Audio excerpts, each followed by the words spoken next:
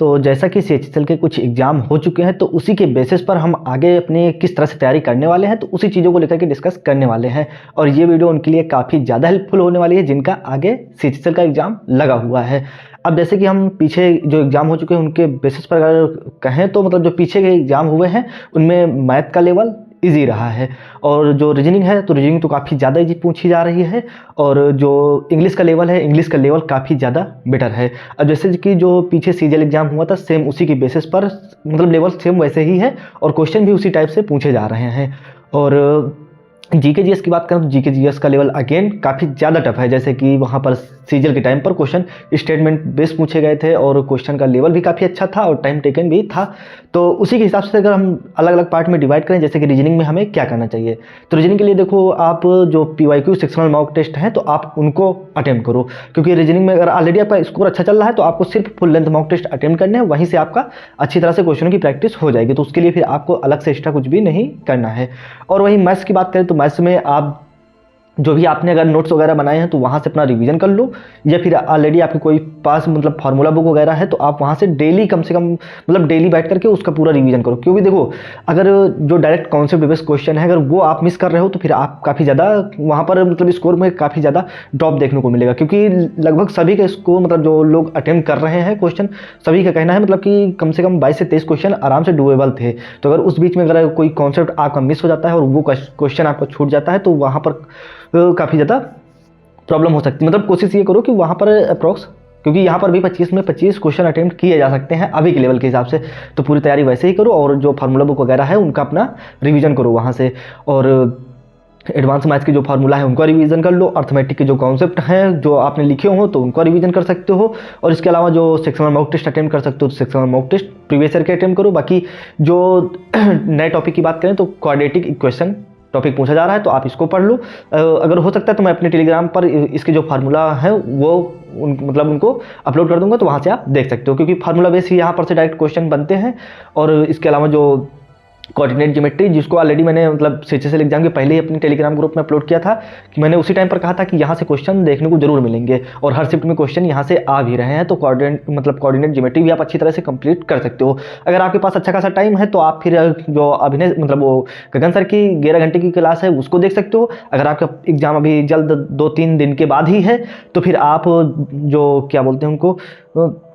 आभास सैनी सर ने करा रखा है, लगभग 23 से 24 मिनट की वीडियो होगी। वहाँ पर आपका पूरा मतलब जो वहाँ से थ्योरम जितने होते हैं, जितने फॉर्मूले वगैरह होते हैं, उन वहाँ से आपके वो कंप्लीट हो जाएंगे अच्छी तरह से, वहाँ पर सर ने कंप्लीट करवा रखा है। तो 23 से 24 मिनट की वीडियो से आप कंप्लीट कर सकते हो, अपना 2x की स्पीड में लगा करके वहाँ से फार्मूला देख लो और उनका रिविजन कर लो। और इसके अलावा जैसे कि हम बात करें इंग्लिश के लिए क्या कर सकते हो, इंग्लिश में देखो पैसे मतलब क्लोज टेस्ट तो पूछा नहीं जा रहा, पैसेज पूछा जा रहा है, लेकिन जरूरी नहीं है कि आगे भी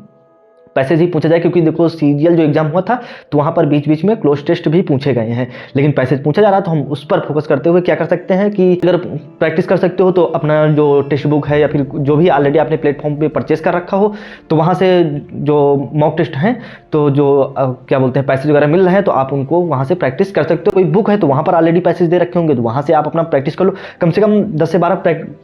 पैसेज प्रैक्टिस कर लोगे तो उसके साथ फेमिलियर हो जाओगे, तो वहाँ फिर उतनी प्रॉब्लम नहीं आने वाली है। और जीके जीएस में आप ये कर सकते हो कि बायोलॉजी से क्वेश्चन ज़्यादा पूछे जा रहे हैं तो आप बायोलॉजी का रिवीजन कर सकते हो। तो जो भी आपने नोट्स बनाए हैं, अगर आपने कुछ भी नोट्स नहीं बनाए हैं तो फिर आप अपना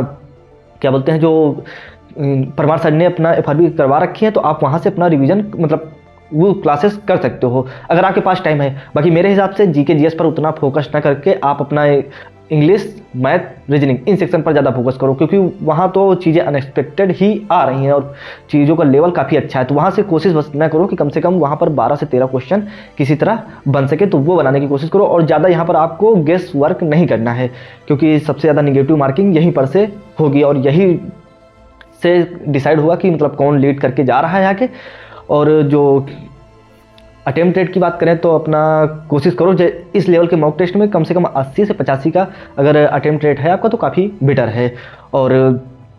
इसके अलावा जो मॉक टेस्ट है, तो आप मॉक टेस्ट जो टेक्स्ट बुक पर आप देखोगे तो जो एग्जाम स्पेशल मॉक टेस्ट है, हालांकि इनका जो पहला मॉक टेस्ट रहा है वो उसका लेवल तो काफ़ी बेकार रहा है और एग्जाम ओरिएंटेड वो तो बिल्कुल भी नहीं था, जिस हिसाब से लोगों के रिव्यू मिले हैं उसके बेसिस पर। और आगे देखते हैं, मतलब ये इंप्रूव करते हैं, क्योंकि देखो इनके पास डेटा ज़्यादा रहता है लोगों का, तो ये उसी बेस पर मतलब मॉक टेस्ट क्रिएट मतलब बनाते हैं, तो आगे शायद ये लेवल अपना सुधारेंगे और सेम उसी पैटर्न के साथ प्रोवाइड करने की कोशिश करेंगे। तो आप एग्जाम स्पेशल जो मॉक टेस्ट है उनको अटेम्प्ट कर सकते हो। बाकी मेरे हिसाब से अगर आपका स्कोर कम आ रहा है तो फिर आप सिर्फ पीवाईक्यू मॉक दो, क्योंकि वो भी रेलिवेंट हैं, तो वहाँ से आपका जो क्या बोलते हैं उसको कॉन्फिडेंस लेवल वो बूस्ट होगा। और इस टाइम पर सबसे ज़्यादा ज़रूरी वही है कि आप कितने कॉन्फिडेंस के साथ वहाँ एग्जाम हॉल में प्रवेश करते हो, कि अगर तैयारी अच्छी है तो आप exam special mock test attempt कर सकते हो। अगर आपको मतलब मॉक में स्कोर उतना अच्छा नहीं आ रहा तो फिर आप सिर्फ पीवाईक्यू मॉक अटेम्प्ट करो, क्योंकि वहाँ पर आपका स्कोर अच्छा आएगा, तो वहाँ से आपको कॉन्फिडेंस बूस्ट होगा और सबसे ज़्यादा जरूरी कॉन्फिडेंस ही है। बाकी किसी प्रकार का डाउट हो रहा है तो वो कमेंट करके आप पूछ सकते हो। बाकी जिन लोगों ने पेपर दे रखा है तो आपका एग्जाम कैसा गया है, आपने कितने क्वेश्चन अटेम्प्ट किए थे, कौन सी शिफ्ट में आपका पेपर था, ये कमेंट करके जरूर बताओ।